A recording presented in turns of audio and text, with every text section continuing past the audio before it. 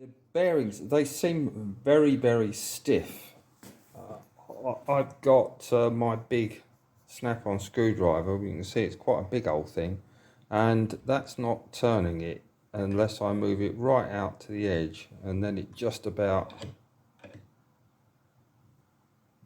turns it. And they don't feel particularly smooth. I mean, you see, I'm turning that, and it's actually turning the whole thing on the block.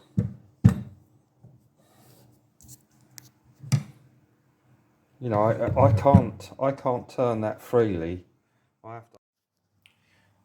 The bearings are absolutely packed with a really thick sticky grease, and I think that is part of the problem.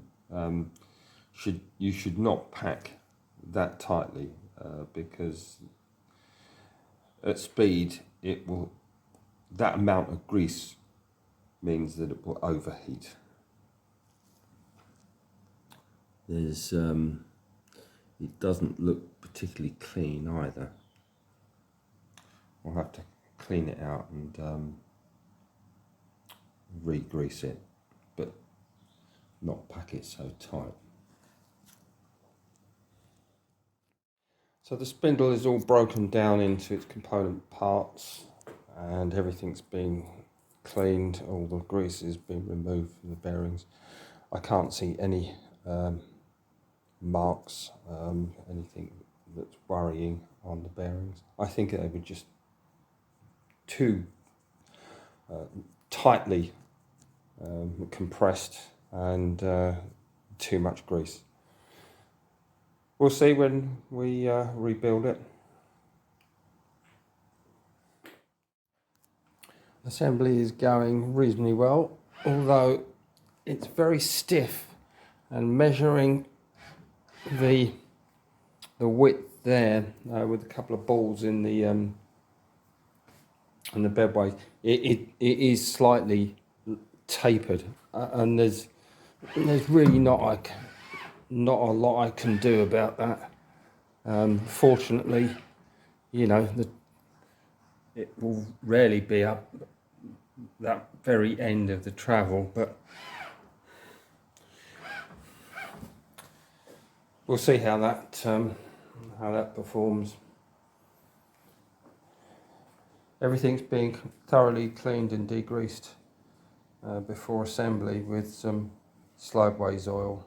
What is worrying is whatever I have cleaned using brake cleaner or IPA, there's lots of little metal particles,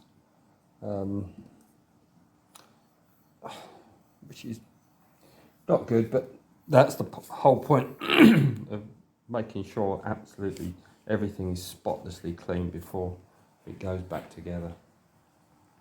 Looking good. The lead screw in the column is now assembled. It still feels a bit raunchy, better than it did, but it's difficult to tell because of the damper.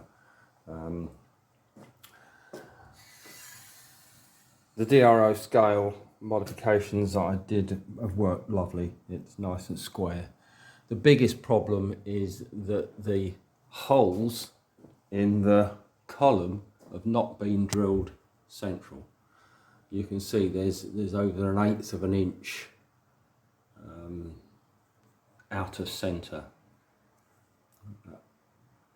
And again, you can see that this is as far over as it can get, and there's the only way to fix this is manufacture a new top plate.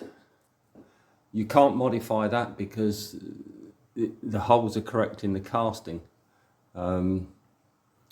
so you'd have to manufacture a new top plate offset to center this.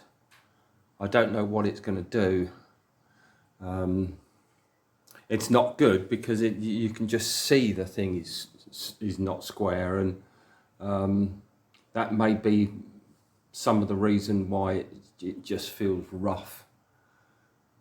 I can't really tell till I get some weight on this, and then we'll have to make a decision on what we're going to do about it.